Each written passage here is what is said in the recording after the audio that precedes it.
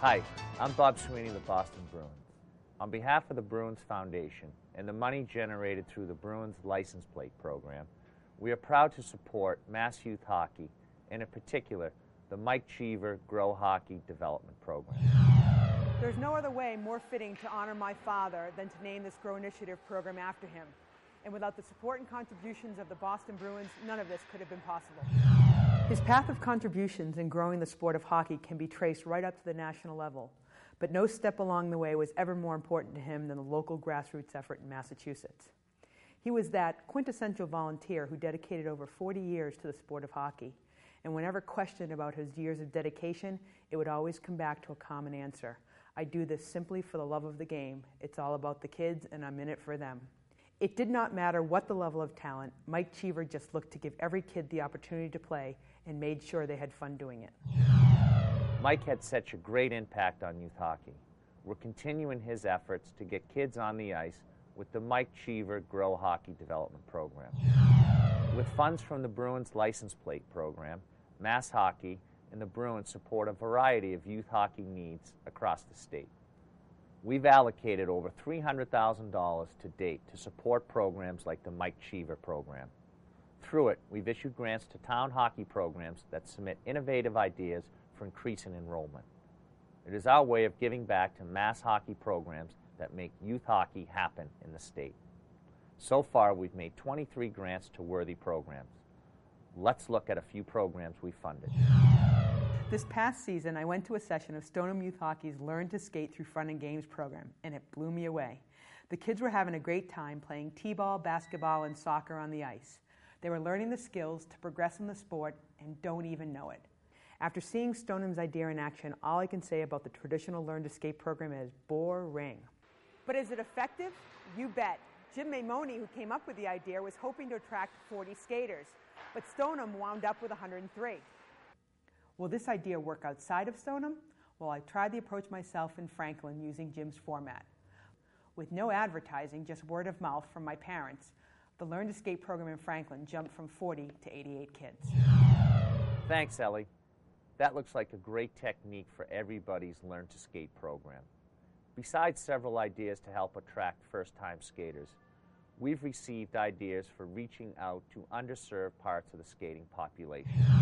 For example, the Hockey Project focuses on at-risk kids from the Springfield inner city. Don Morehouse started the project with support from the Cheever program. Thanks to him and his volunteers' ingenuity and sweat equity, the program now has enough skaters to form a team. Don intends to enter league play next season. That's a great story. With help from Don, Cambridge Youth Hockey is starting a similar project. Maybe they'll be able to work together to start a league for at-risk kids. We've also funded ideas to give kids with special needs the opportunity to play the sport. Ray LeBlanc from the East Coast Jumbos has done a fantastic job of giving kids with many different disabilities the opportunity to get out on the ice and play the sport of hockey. Here they are scrimmaging the Boston College Eagles. Our grant helped them grow from 3 players to 17. The Jumbos are a new program. My son Shane was very interested in playing hockey and skating hockey. There really wasn't any place for him to play. So me and a friend of mine, Jimmy, who we worked together, whose son also is autistic, we both started up this program. And you know, it started off last year with 3 guys. We had 3 or 4 kids on the team, and that was it. And then we applied for a grant through the Bruins program and received a grant from them to expand the program, and now we're up to 17, 18 kids. The big thing about the kids that we have in this program, they're all special needs kids, and they all are kids that thrive on the social aspect as well. And where they don't get some of that in other aspects of their life, it's very important for them to have that social end with this program. And some of these kids have just, because of this program, started to flourish outside of the program, in the school system and so on. They're more confident with themselves. Play for tournaments and national titles, that's all well and good, but when you can come out here and you see what other kids have to go through just to get out here and play a 40-minute game, and how important it is to them, I think it really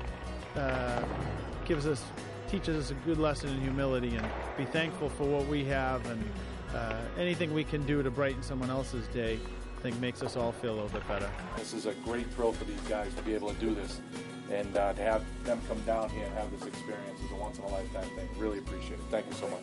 I think there's a few smiles out there. I think so. Parents and kids. That's the best part. Despite my disabilities, I just hope I can continue my career in the hockey world, and maybe one of these days, someday, I hope I can be here in Boston College and hope be in the NHL. Let's go, Jose! Oh, yeah! The Jumbos are obviously giving their athletes a can-do attitude. I'd like to challenge Jose, though, to start imagining his name on the Stanley Cup. The Jumbos are making sure that every player can dream that dream and take steps to achieve it. Thanks, Travis. There are many more girls' teams and leagues today than when I was a kid, but still not enough.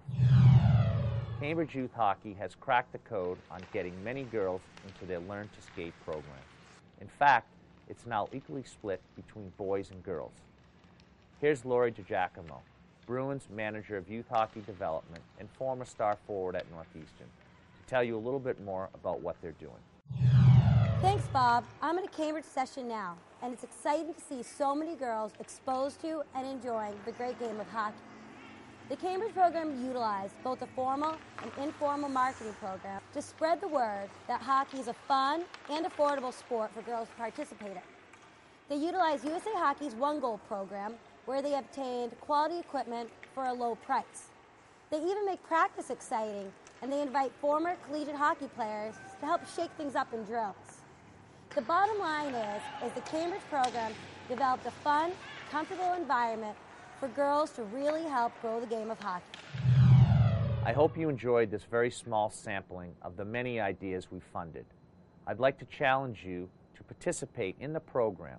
Our application process is web-based and very simple. Just go to the Boston Bruins website and follow the instructions. The website also has sample applications and lessons learned.